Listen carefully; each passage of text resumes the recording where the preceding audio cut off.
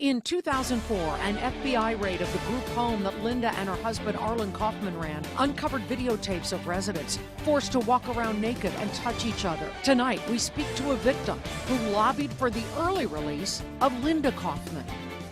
The wife of a Newton therapist convicted of enslaving and sexually abusing mentally ill patients released from prison today. Although Linda Kaufman's sentence was supposed to run through November of 2018, a federal judge granted her freedom early because she is dying from pancreatic cancer.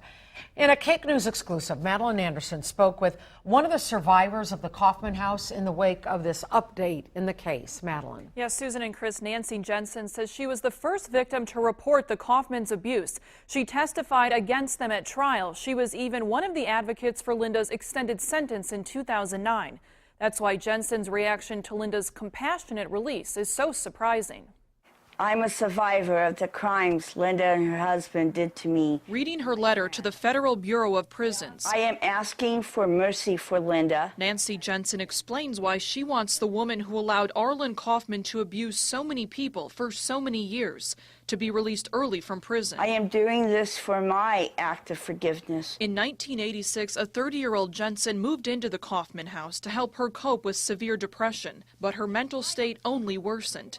With Linda standing by his side, Arlen would force Jensen to spend weeks alone in a dark room. Sometimes you were naked, sometimes you could have your underwear on. By 1987, Jensen left the group home and reported the abuse to social services.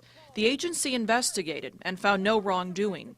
It wasn't until 2004, when the Disability Rights Center of Kansas got involved, that the Newton couple was caught. And if they had believed me in 1988, none of these other horrible things would happen. Now at 60 years old, Jensen says she's finally ready to close this chapter in her life. I think it helps me by letting go of it, not holding on to it. When she heard this past Christmas Linda had just 18 months left to live, Jensen says she petitioned for her early release, both to allow the family to say goodbye and to give Linda one final chance at repentance. I want to be at her bedside. I want her to know that I forgive her.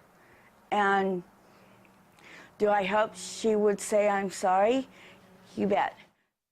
And court documents show Linda Kaufman will live out the rest of her life with her daughter in Indiana. Now, Arlen Kaufman, meanwhile, is still serving his 30-year sentence. He's expected to be 99 years old at the time of his release.